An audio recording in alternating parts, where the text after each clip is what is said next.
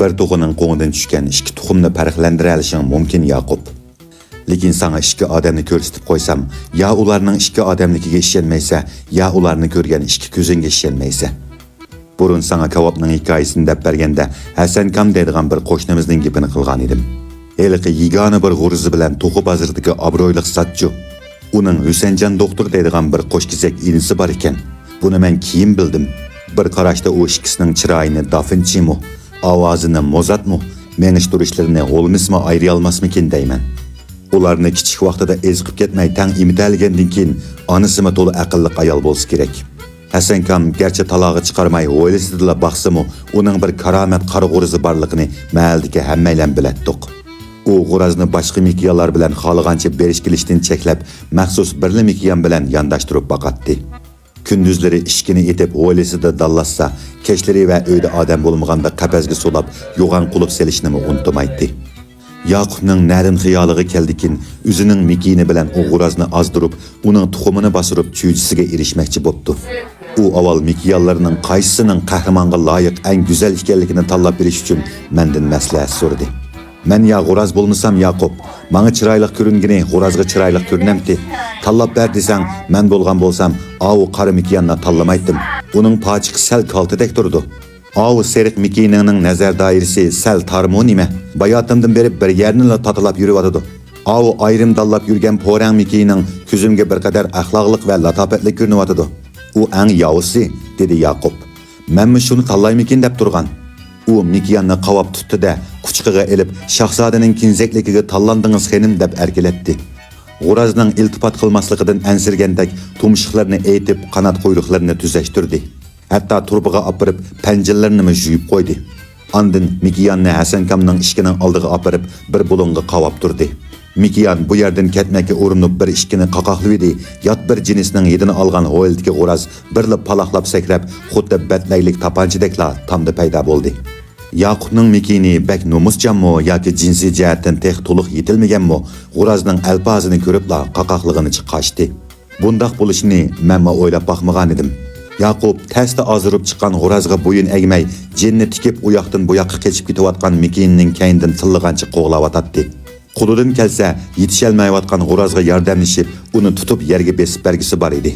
Bu g'albini anglab chiqqan Hasan kammo o'zining g'urzining naslini boshqa mikiyallarga bergisi kelmadi bo'lg'ay, bir tarafdan Yaqubga qayig'inicha qo'lga tayoqni elib g'urazni pak holda akirib ketishga urinayotdi.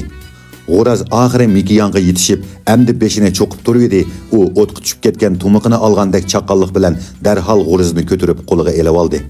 Andın Yaqubqa "Nere apara mikinani mangava" deb qayig'inicha uyiga akirib ketdi.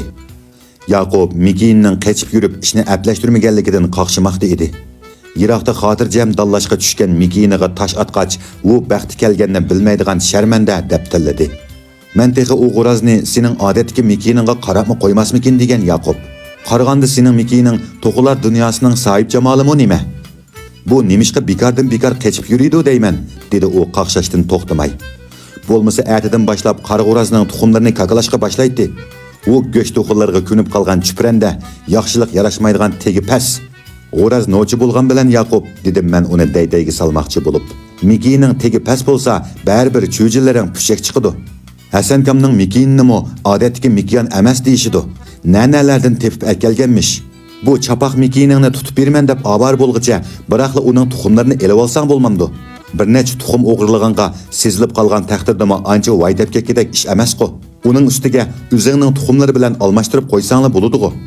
To'g'ri, dedi Yaqub. Bu ish ajab yodimga yetmabdi. Tuxumdan 6-7 ni elib chiqib bosuraman-da, bu aqlan uchun sana chiqqan cho'jilarning g'urizdan tanlab birini beraman.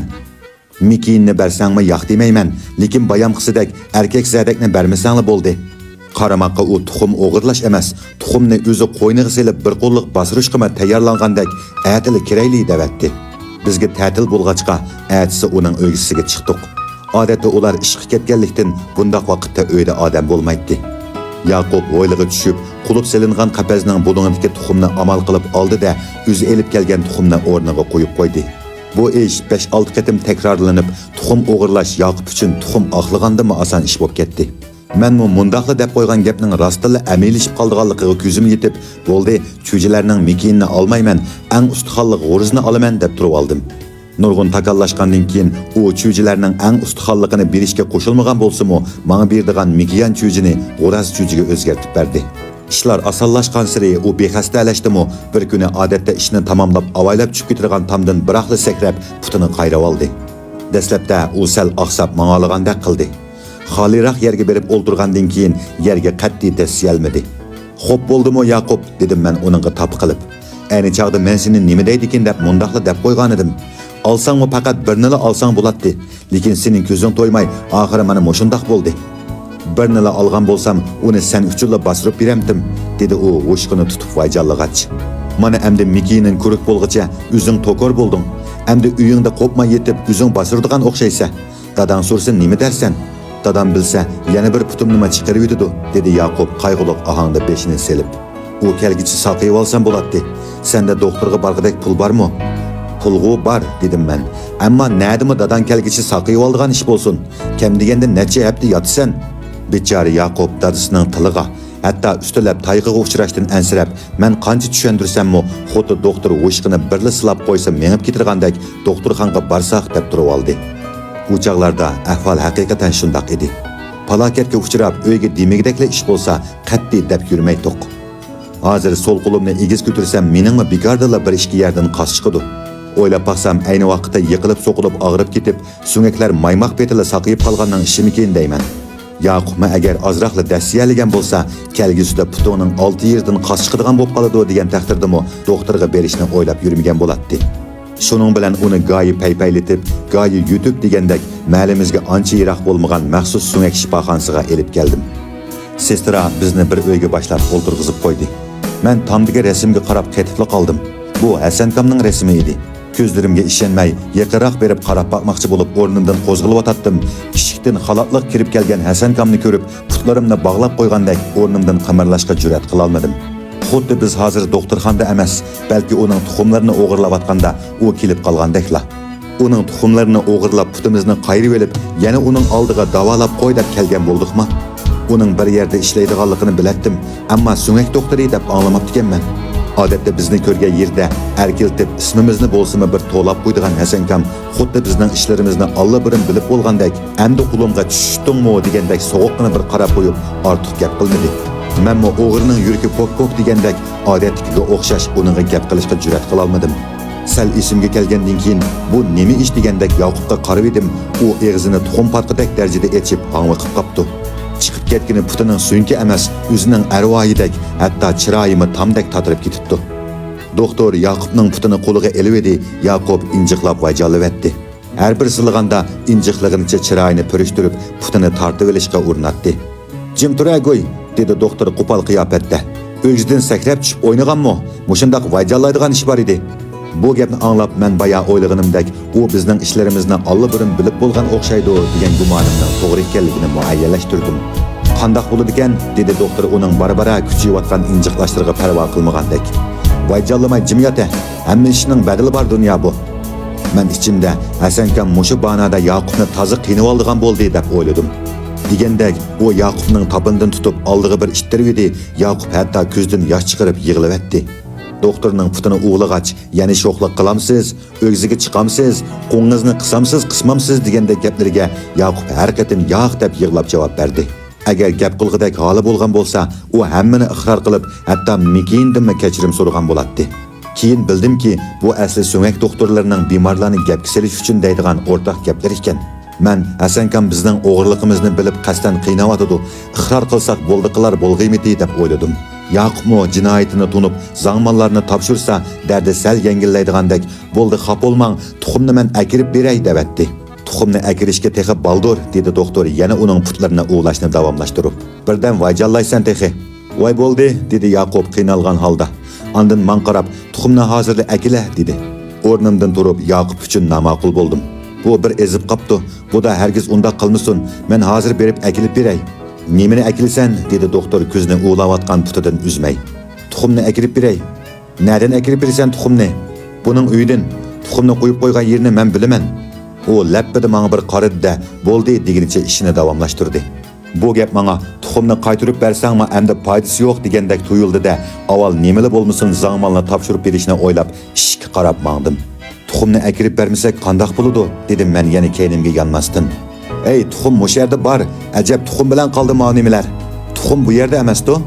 U ishkapning tartmasidan bir tuxumni elib piyolaga chaqdi-da, qo'chishga kirishdi. Akildigining mushundaq tuxumdi, ma o'xshamamdikan ya. Bumi qarg'urazning tuxumimi? Ha, qar qo'shqaning tuxumi. Sening mingangning ulab qo'ydigan yerlari bormi nima? U menga boshdan oxiri sinchilab bir qaradi. Men uning bu qarishdan ayminib, toki tuxumni chelib, dog'lab, tengib bo'lguncha bir eg'izmi qayta gap qilmadim. Qaytisha dedi u ishni tugatib. Qancha pul bo'ldi dedim men ayminibgina. Qaytisha da'vatiman dedi u qo'llarini aytqach. Pul olmasangiz qandoq bo'ladi? Amsa tuxumni bo'lsa-mi qaytirib berayli, mush yerga akilib beraymi? U yana menga g'azab bilan qaraydi, bir ishlarni qilib yurgan sestra so'z boshladi. Necha mo'challik bir tuxumni ifkam sizmi qaytirib beray demay, bo'ldi ket degandikin kessangiz bo'lmamdi. Bir emas 5-6 tuxum tursa dedim men. Yana kelib u odatlik tuxum bo'lmasa 5-6 ni chaqqanmidingiz dedi sestra doktorga. Bu bolaning mingisining qetqi chelinib ketgan o'xshaydi. Voy bo'ldi chiqarib yetinglar dedi doktor tuxumning gapidan ish pushqandek. Hasankam karomat isil odamkina dedim men Yaqubni yutib ketib etib. O'g'irlik qilganligimizni bilib turibmi bekorga davolab qo'ydi. Tehi tuxumlarni agirib berayli desakmi bo'ldi debatti. Bo'ldi desimi tuxumlarni apirib bermasak bo'lmaydi dedi Yaqub qilgan ishiga xijil bo'lgandek. Uni uyga akirib tiqib qo'ygan tuxumlarni oldim-da yana Hasankamning ishxonasiga kirdim. "Ma'u tuxumlarni elib keldim" dedim men uningga qarab. "Hey, men sana bo'ldi dedim-ku." Doktor ko'zlarini chekchaytib, yana bir nimalarni demoqchi edi. Sestra, "Voy bo'pti, sizga qilgan ko'ngli o'xshaydi" deginicha kelib, qo'limdagi tuxumlarni oldi. Men bir yukdan qutulgandek xeli ozodi bo'lib, mahallaga kirib ketib baratdim. Yenimdan asta velosiped minib, Hasankam o'tib ketdi. Umi doktorxonadan yangan bo'lsa kerak. U bir ish yodiga yetgandek burilib menga lappada qardi-da velosipedni texmi ostiltib so'z boshladi. "Eyliq kuni Yaqub Mikinni qasdan apargan o'xshaydi, ha?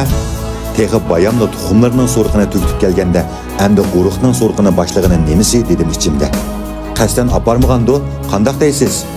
Qarab tursam g'o'razning kaynidan qo'g'layotmamdi. Tutib akirkisi va ashining. O'zining Mikinni qo'g'ildimikin deyman. O'zining Mikinni o'zi qo'g'lab nima qiladi?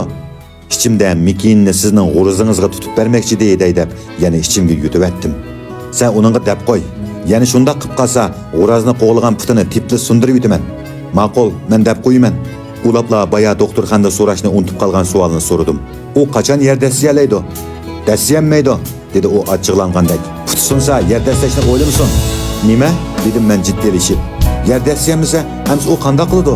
O'ladi, dedi u keskinlik bilan menga qarab qo'ymay. Meni bir qayg'u cho'mkib oldi. Baya uning putini ko'rib tengib qo'ygan doktor uni endi yer dasiyalmaydi debasa, buni Yaqub bilsin nim bo'lib ketar. Men uning ko'nglini yerim qilmay deb onasiga aytdim. Yaqubning puti endi saqaymaydigan o'xshaydi. Baya putini tangan doktor shundoq dedi. Cho'ng shahardagi doktorxonaga opirib baqirgan gapmi ya? Bu gapni anglab onasi Yaqubning yeniga yugurib kirdi-da, og'zi ochqinicha yig'lab ketdi. Tizig'i beshini urib, qo'lingdan boshqa endi qarg'a keldigan yeri qolmagan bolam deb og'zi ochdi. Yaqubma hayron qilib, putlari bar yo'qligiga sinchilab qarab ketdi. Hatto qo'lini opirib tutib baqdi. Onasi yoshlarini surtgach, "Nerdan bo'lmasin davolatib saqaytiman" dedi-da, ondan man qarab qaysi doktor ko'rganligini so'radi. "Mahalladagi qo'shnimiz Hasankam ko'rgan" dedim men. Onasi birdamdan keyin qaytib kelib bizga qilgan topillaridan uning putini ko'rgani Hasankam emas, uning qo'shkizak inisi Husanjon doktor ekanligini bildik.